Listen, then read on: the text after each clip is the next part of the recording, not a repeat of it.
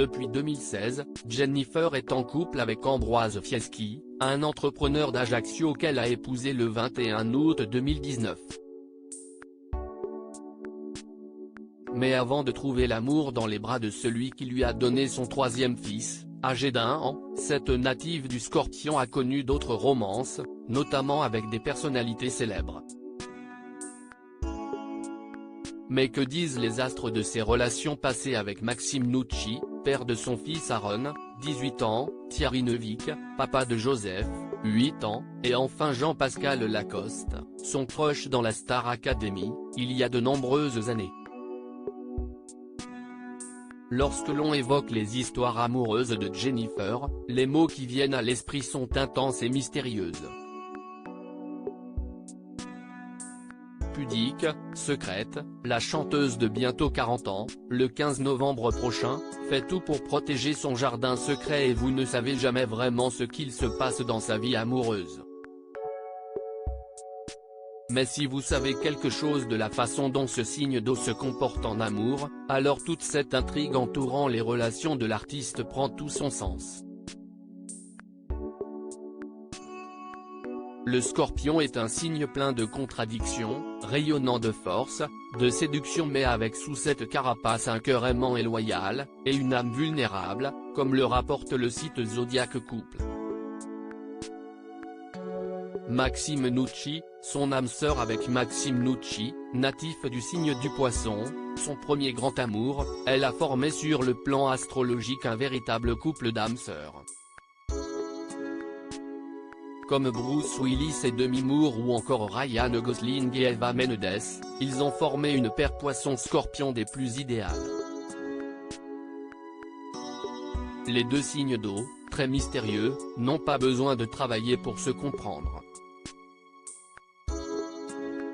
La compréhension que les deux signes montrent l'un à l'autre les aide à bien gérer les conflits qui surviennent.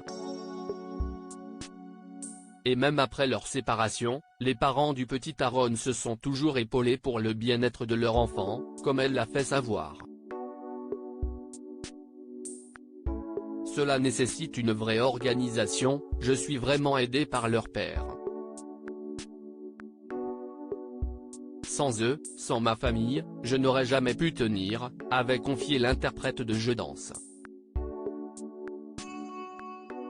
Coup de foudre pour Thierry Neuvik. Parmi ses pairs, il y a Thierry Neuvik, natif du Lion. L'homme Lion et la femme Scorpion ont une compatibilité presque parfaite, ces deux signes étant très fiers et secrets. Il est fasciné par sa profondeur mystique et la femme Scorpion le rendra amoureux très vite, ce qu'il sait se passer pour le comédien sur le tournage du film Les Francis. J'y ai rencontré l'homme de ma vie, merci le film, s'était-elle réjouie dans Femme Actuelle. Ça n'est pas toujours comme ici l'amour, le vrai le seul. On était terriblement gênés pour la première scène d'amour. Mes copines corses, qui suivaient Mafiosa, m'ont dit tu vas tourner avec Thierry Neuvik. Moi, ça ne me faisait ni chaud ni froid. Mais la nature jalouse et possessive de ces deux signes peuvent avoir raison de leur amour. Enfin, retour sur sa première idylle avec Jean-Pascal Lacoste, qui a son soleil en Gémeaux.